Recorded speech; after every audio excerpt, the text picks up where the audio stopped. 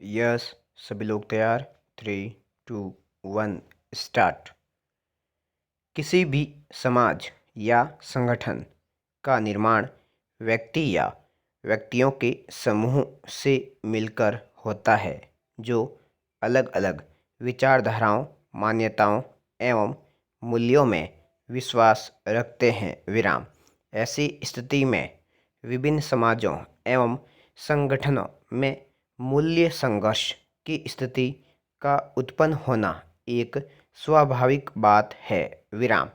मूल्य संघर्ष के कारणों को लोगों के अलग अलग धार्मिक, सांस्कृतिक मान्यताओं में देखा जा सकता है। विराम।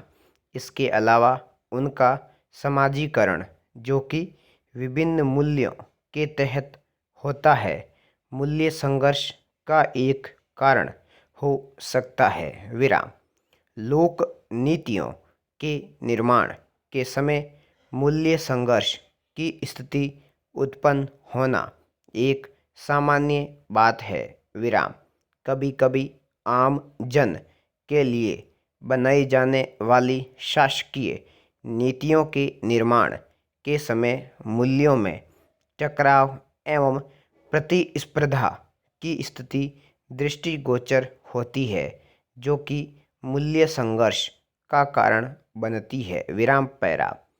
समाज में अवसर की समानता को प्रोत्साहित करते समय मूल्य संघर्ष की स्थिति उत्पन्न हो जाती है, जिसके चलते क्षमता, न्याय, समानता जैसे मूल्यों में संघर्ष, टकराव उत्पन्न हो जाता है। विराम। इससे लोगों की मान्यता एवं विश्वास जैसी भावनाएं आहत होती है। विराम। कभी कभी धार्मिक मूल्यों के आहत होने से सांप्रदायिकता की स्थिति उत्पन्न हो जाती है। विराम। समाज में द्वेष या भय का माहौल उत्पन्न होता है। विराम। नीतियों के क्रियान्वयन में समस्याएं उत्पन्न होती हैं, जिसके चलते ज़रूरतमंद वर्गों को समय पर उनका लाभ नहीं मिल पाता। विराम। शासन व्यवस्था के प्रति लोगों का विश्वास कमज़ोर होता है। विराम। शासन व्यवस्था में पारदर्शिता, जागरूकता एवं जवाबदेहिता को बढ़ावा मिलता है। विराम। नीतियों के निर्माण के दौरान तथा उनके क्रियान्वयन के समय समाज के सभी वर्गों के मूल्यों को ध्यान में रखा जाता है। विराम। मूल्य संघर्ष की स्थिति से निपटने के लिए लोक सेवक में नैतिक मूल्यों का होना एक महत्वपूर्ण शर्त है, ताकि उत्पन्न विवाद को बिना किसी पक्षपातपूर्ण तरीके से हल किया जा सके। विराम।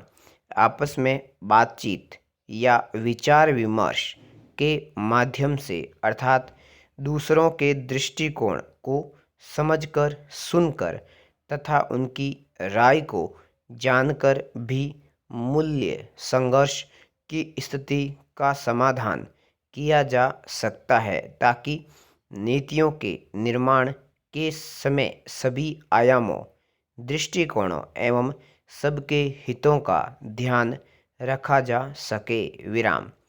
मूल्य किसी भी समाज या संगठन के अनिवार्य घटक होते हैं तथा इनके बीच टकराव होना भी अपरिहार्य है। विराम।